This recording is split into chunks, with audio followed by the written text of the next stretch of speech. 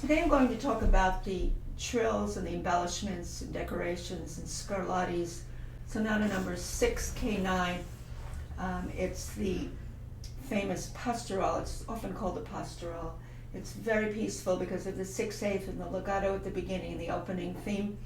And right away you have the trill in the second full measure in D minor.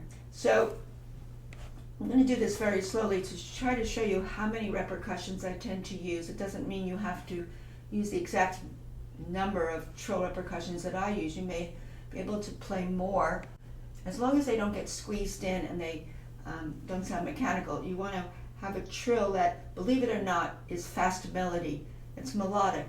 When you hear opera singers sing trills, you mostly hear the upper neighbor note. They go toward the upper neighbor note, and you feel the waviness of the trill. In piano, we have to do the same thing, even if we're playing quickly. So when you're going slowly first, of course, and you're playing this beautiful melody, let's just do the right hand. We have this. Here comes the trill. I do 6. When I see a dotted quarter with a trill mark over it, I try to do 6 starting with the upper neighbor. So G, F, G, F, G, F, and I do a little resolution note here. This.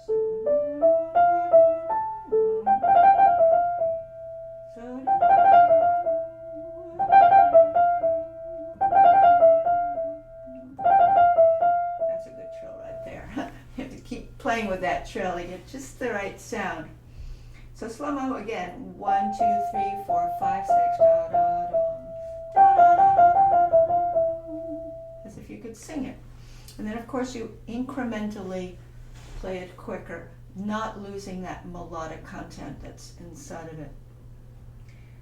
Now, when you get to the next trill, I'm just jumping over to trills in this piece they're so tricky.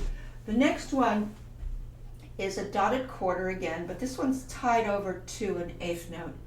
Again, I do the 6 repercussions, or 3 pair, with the upper neighbor because it's a trill over a G. And that would be A, G, A, G, A, G, tie G, which means I don't want to run into the tie.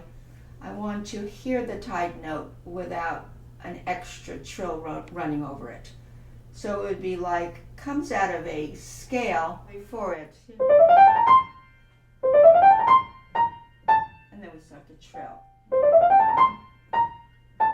1, 2, 3, 4, 5, 6, tie.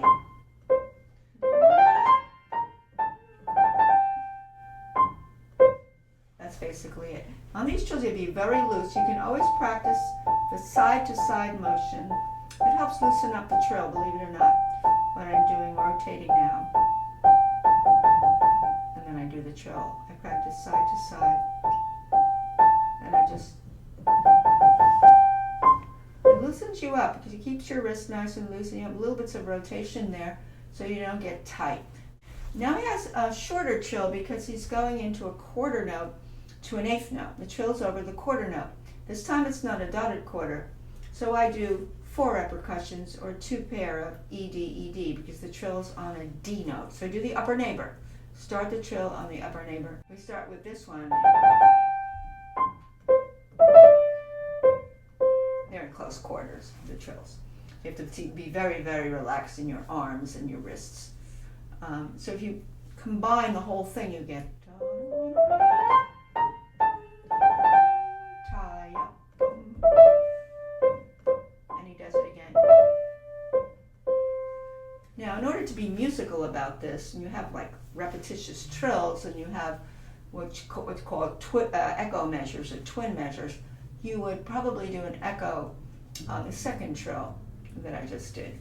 So the first one, you have this little crescendo, the trill.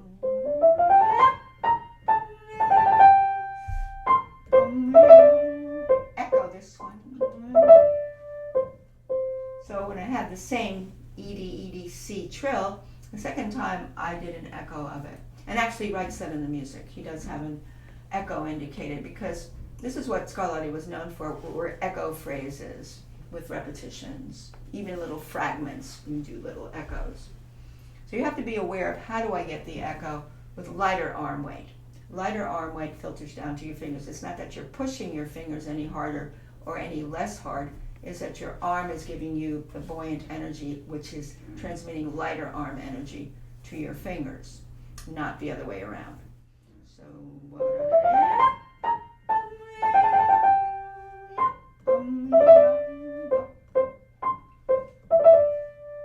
this is very light in my arms. My arms are feeling very light behind my fingers, behind my hand. So that's sort of the trick of playing a trill. You have to keep that energy flowing down your arms and your supple wrists too, always. Now we have another trill in this, which is where you have a note above the trill, which is held, which is a melody note, and you have an inner trill. And you don't want the inner trill to drown out the melody note. It's a little bit difficult on some pianos to do that. The upper melody is this one. So 1, 2, 3, tie, the second one on the list. Now inside of that you have a 2-1 trill, a GF trill, which is going to be on a dotted quarter tied over. We've had this before, but we didn't have 2 notes to hold down. Now we have 2 notes.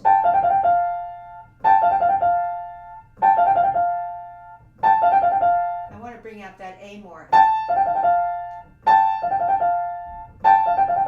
Piano, it's a little hard to bring out that A as much as I'm pointing to it. I am pointing toward the A, and I need to light this.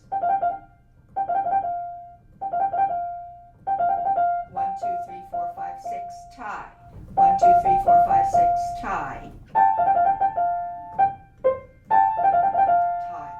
So you can see I would practice it slowly. 1, 2, 3, 4, 5, 6, tie. 1, 2, 3, 4, 5, 6, tie. 1, 2, 3, 4, 5, 6, tie. Now, if you're one of those whizzes at trills, you might be able to get another 2 notes in there, another pair, but I try not to be a daredevil, especially considering that the left hand has a tricky passage below it, which is, and the second time it's jumping all the way over to here. So you have a broken chord, so to speak, here, and then the C is within easier reach than jumping over. Meanwhile, you're doing the same trill upstairs, and then you have to come all the way back here. So that there are 2 jumps that are tricky. So this one is the tricky one all the way down and then coming back to the middle here. So you should practice that really carefully, that you really can do that without getting all tense. You should go, okay, lateral motion here, and jump back to this is a 10th, but it's over 2 octave 10th from where you were before. Now he does it here again, but he keeps this broken chord within the first range of the first one. He doesn't jump over. But then you are jumping over to here. So you have to practice all those jumps separately. Always separate hands. And then of course when you add that trill with the trill in the middle voice, you go very slowly, you stick to your 6. 1, 2, 3, 4, 5, 6. Yeah. 1, 2, 3, 4, 5, 6. Jump. Coming back. That's how you should practice. And then 1, 2. I think in 2. I might have done an extra one there. 1, 2, 3, 4, 5, 6. 1. And then you're back to.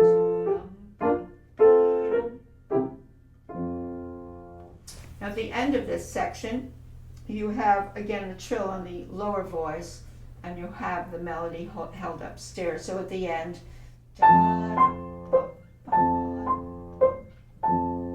now you have, now you could do a longer trill here. It's a dotted quarter tied to a quarter, and you don't want to go over the bound of the rhythm of 6/8. Here you will have 5 beats because you have to pick up in the beginning, so 5 plus 1 equals 6. You can go with a longer amount of trill notes, maybe, as long as they don't get squeezed. I don't know how many I did, but certainly did more than 6. Maybe I did 8. I haven't counted. maybe 6 is fine too. 1, 2, 3, 4, 5, 6. But I think you could do more. Trill goes all the way to the end of the measure in this case. So you can go encroach upon the note that it's tied to. Go right through it. So you can do more repercussions. That would be what I would do. You guys can count it if you want. I haven't counted how many I did. I probably did 8 to 10 of those. Because there again, the trill goes clear across. It doesn't stop at the tie. Particularly because it's ending the section and you have a cadence there. You don't want to dry it up with just hearing a third. You want to hear a nice, very wavy trill to the end of the measure. So that's what I would do. The second page, it's pretty much the same idea. Now, the other thing about this pastoral, when I heard Dino Lopati play this quite well, but a little bit too fast for me, I didn't think it should go so fast. So it loses the beautiful melody that it just tears at your heartstrings. It's so beautiful. There's a second line where you have a series of appoggiaturas that are these, where he does this. Lean, listen, lean, listen, lean, listen, lean, listen. There's no ornaments on it, but the second time Lopati plays the first section on the repeat, he does do little turns on each one like this.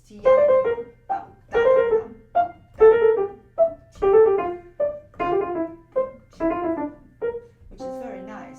It really is quite nice if you can pull that off.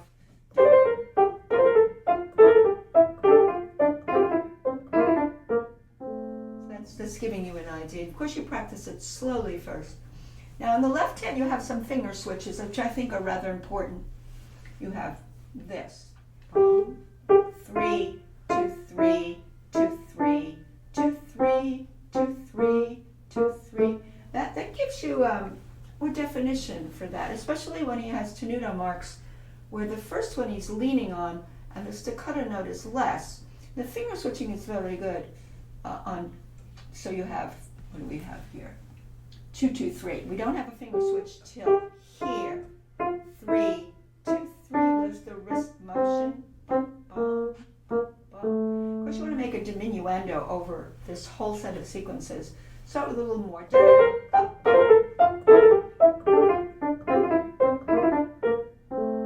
You always make that diminuendo over many sequences coming down. Now, I'll go all the way to the end now, because on the second part, the trills are similar. At the very end of the piece, you have a melodic minor scale leading to lots of repetitious figures. First, I'm going to do them all with the same arm weight first, but I'm going to show you the trill, and then I'm going to suggest that you fade the figures that repeat so many times, 1, 2, 3 times, that you get a little bit softer for each figure, so it doesn't sound robotic and mechanical. And that's another thing about Scarlatti with the echo phrases. Very important not to sound robotic or mechanical. So at the very end we have, in the right hand, we have slowly. And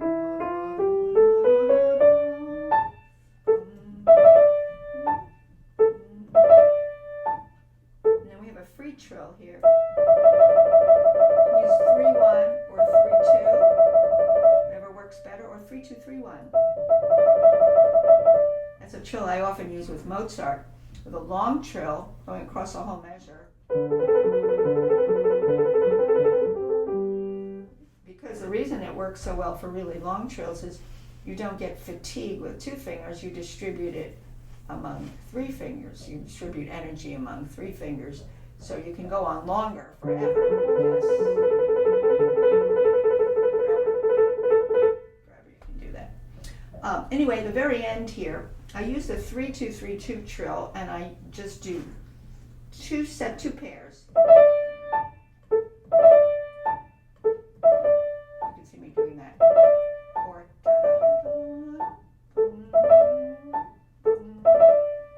and then at the end, a long trill. I would go to 3-1 or 3-2 or 3-2-3-2, 3-2-3-1. Now those are things you decide.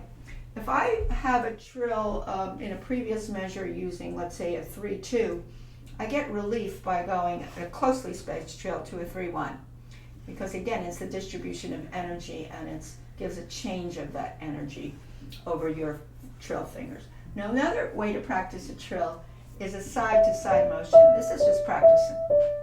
Believe it or not, it works when you go. You can try that. You can go E, D, forever, and then you can go. It works really well for some reason. You can do this, and then you do this.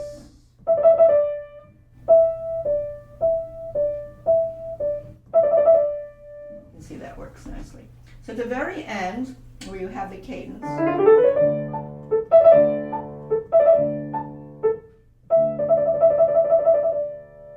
so you can pedal through, especially a long trill, you can use a little pedal. It warms up the trill nicely, and it still sounds very baroque here. As opposed to, you can do it that way, or at the end, you don't, here I would.